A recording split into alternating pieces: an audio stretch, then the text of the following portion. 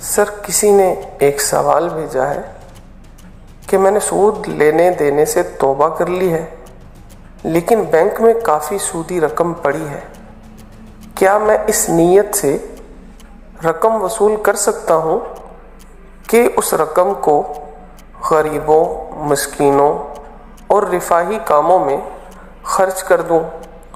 کتاب و سنت کی روشنی میں رہنمائی کریں۔ سب سے پہلے تو سوال کرنے والے کا بہت شکریہ جس نے بڑا اہم سوال پوچھا ہے۔ جی سر، بالکل، اس سے تو روزانہ واسطہ پڑتا رہتا ہے اور بڑا اہم سوال ہے۔ یہ عوام الناس کی رہنمائی میں ضرور کام آئے گا۔ اسلام میں سود لینا دینا ایک سنگین جرم ہے۔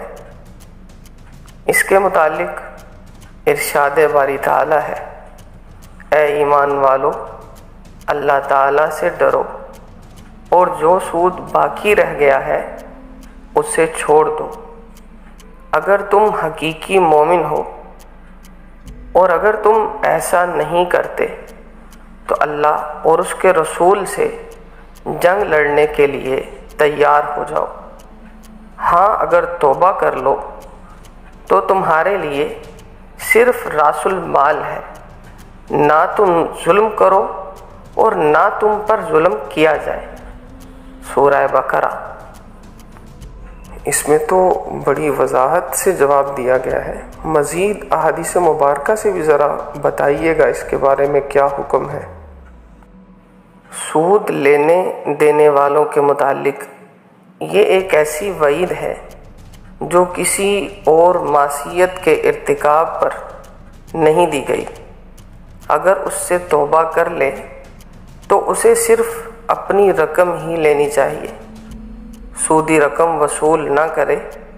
سود چونکہ حرام ہے، اس لیے مسکینوں اور غریبوں کو دینے نیز رفاہی کاموں میں صرف کرنے کی نیت سے بھی وصول کرنا ناجائز اور حرام ہے۔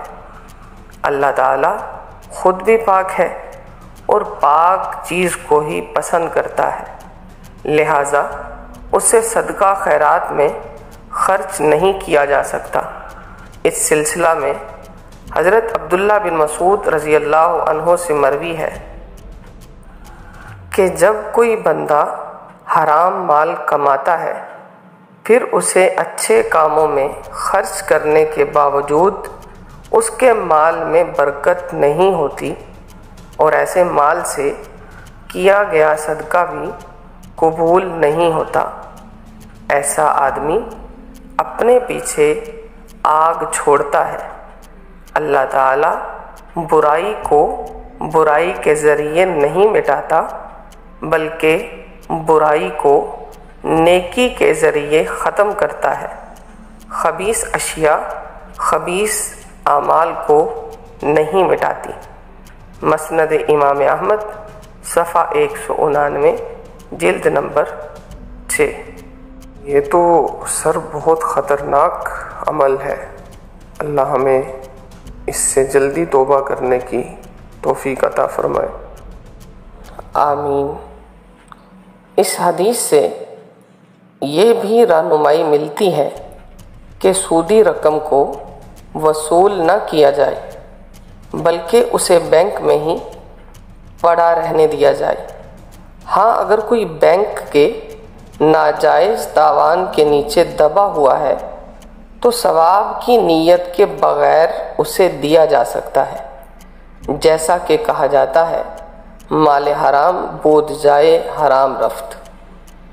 ہمارے رجحان کے مطابق اس قسم کے حرام مال کو وصول کرنے سے اجتناب کرنا ہی بہتر ہے، کیونکہ یہ ہمارا مال نہیں۔ واللہ عالم بالصواب۔ جی بہت شکریہ سر آپ کا، اور آپ ناظرین سے ملتے ہیں نئے سوال کے ساتھ، نئے جواب کی تلاش کے بعد۔ ہمارے ساتھ رہیے۔